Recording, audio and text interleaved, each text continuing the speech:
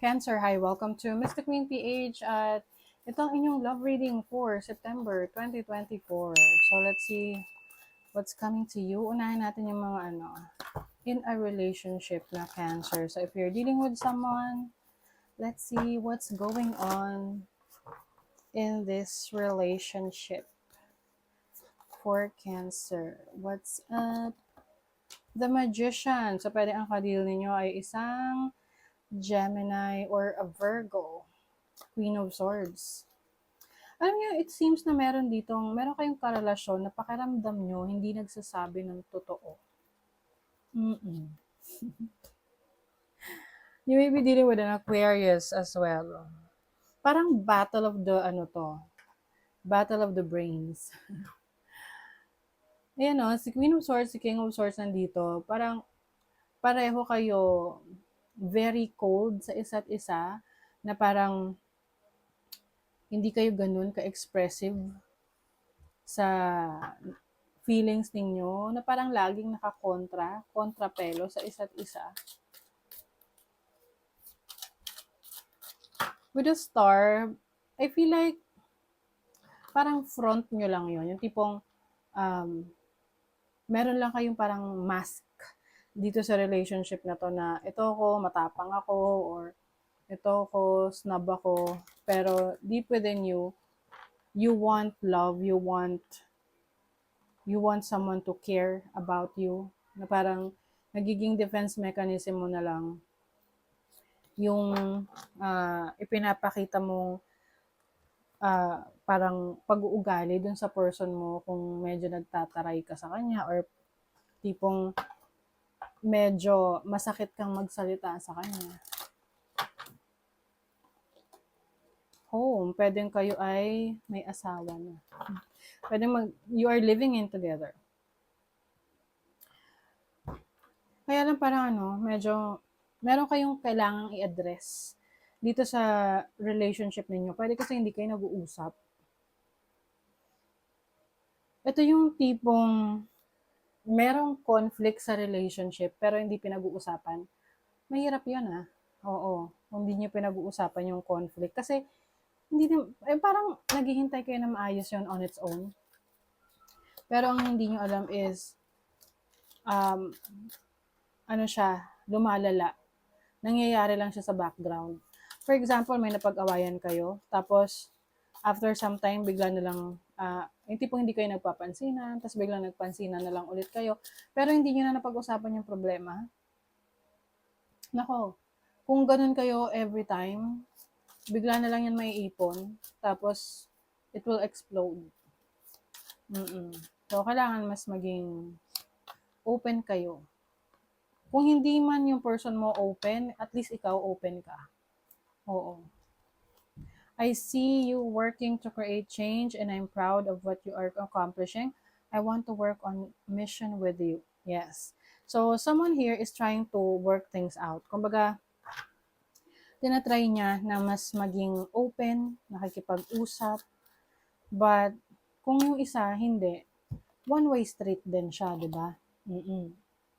I'm seeing synchronicities like your name, 1111, and working out what they mean. So, pwedeng nagkakaroon kayo, meron ka nakikita mga synchronicities. Ano yun parang messages for your relationship, kung ano yung dapat ninyong i-work out. Kasi, may i-release dito na anything that is no longer serving your relationship, i-release yan. Whatever yung halimbawa, the way na makitungo sa'yo yung partner mo. Meron kayong magiging challenge sa relationship na marirealize nyo pareho yung pagkakamali at pagkukulang ng bawat isa. And yun yung i-release ninyo. And it's like you're going to understand ano yung pinanggagalingan ng problema, and you will heal from that. Okay?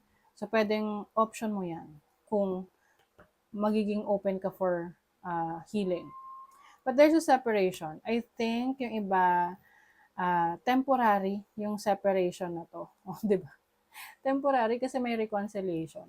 Ito yung tipong marirealize mo or marirealize ng person mo na mahalaga kayo sa isa't isa the moment na hindi nyo nakakasama yung isa't isa.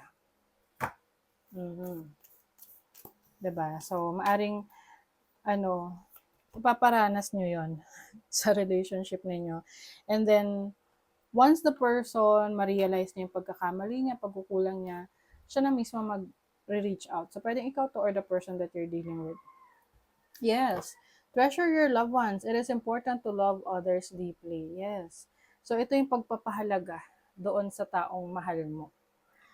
Yung iba, di ba, na-realize lang nila yung halaga ng mahal nila sa buhay pag wala na. Di ba? So, let's say, nagkaroon ng separation. Tapos, doon nyo na-realize na, mahal ko pala si ganito. Okay? So, that's the reading for in a relationship. Now, let's go to mga singles. Okay, singles na Cancer. Ano yung energies for Cancer singles? Love life nila, may parating ba na person? Meron bang magpapakilig sa inyo ngayong September? Uy, okay. I'm seeing communication dito from a person na na-realize niya yung pagkakamali niya.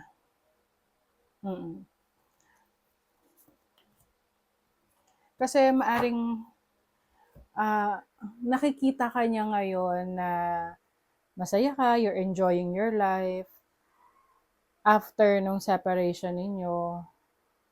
Pero after ng separation ninyo, pwedeng siya yung mas nalungkot kesa sa naging masaya at ikaw yung mas naging masaya kaysa nalungkot. You get what I mean? So, maaring itong person na to na-realize niya talaga na gusto kanya sa buhay niya. Ngayon, ang nakikita ko lang kasi dito is kung gusto mo pa ba. Kasi pwedeng itong person na to, ikaw, pwedeng hindi ka na, nung nakaranas ka na ng freedom, nagagawa mo na yung mga bagay na gusto mo outside the relationship, parang nag-iba yung pananaw mo sa buhay, parang nagugustuhan mo. Long distance. Yung ba sa inyo long distance relationship? Parang talagang gusto ng person na to na mag-reach out sa'yo or gagawa siya ng paraan na makapag-usap kayo. May obstacle. I feel like yung obstacle na to is yung feelings mo towards sa kanya. Kung same pa ba? Pareho pa ba siya? Nung nararamdaman mo sa kanya, nung time na kayo ay magkasama pa. Person from the past. Yung iba sa inyo rito. Okay? Some of you naman, kasi dalawang energies nakikita ko rito eh. Meron kang kakonect sa ibang bansa na nung nakilala ka na niya ng lubusan, lalo siyang na-in-love sa'yo. At gusto niya na makita ka. Oo. So, syempre, hindi yan mag-resonate for all of you. Meron lang iba. Okay? But it seems na napipigilan siya or parang may mga, let's say, sa trabaho, instead na makakapag-file siya ng leave, hindi natutuloy. Oo, may obstacle. I am conflicted about whether I have what it takes to be your partner. Diba? So, conflicted. I feel like this is the person that, yung energy ng past, kahit siya mismo, nare-realize niya kung deserve mo pa ba siya. Diba? I'm afraid this relationship is too good to be true and I pull away in fear. Oh. Yeah. So, parang natatakot. Meron ditong takot. Too good to be true. Maaring nagda-doubt rin siya sa sarili niyang nararamdaman towards you. Na tipong baka na-realize niya na siya yung nag-o-obsess over you. Soulmate. Freedom, o, 'di ba? Andun yung duality ng relationship or connection na to na merong naghahabol, merong nag-e-enjoy na sa kanyang kalayaan. The heart of the matter, there is more going on than meets the eye. Yes. So, malalim pa to. Marami pang mga dahilan kung bakit uh, for you, you feel like you are stepping away from this connection. Maaring mas meron kang na-realize about yourself. So, for some of you, maaring mas enjoy mo yung kalayaan na meron ka ngayon. Okay? So, that is your reading, Cancer. Thank you so much. Bye.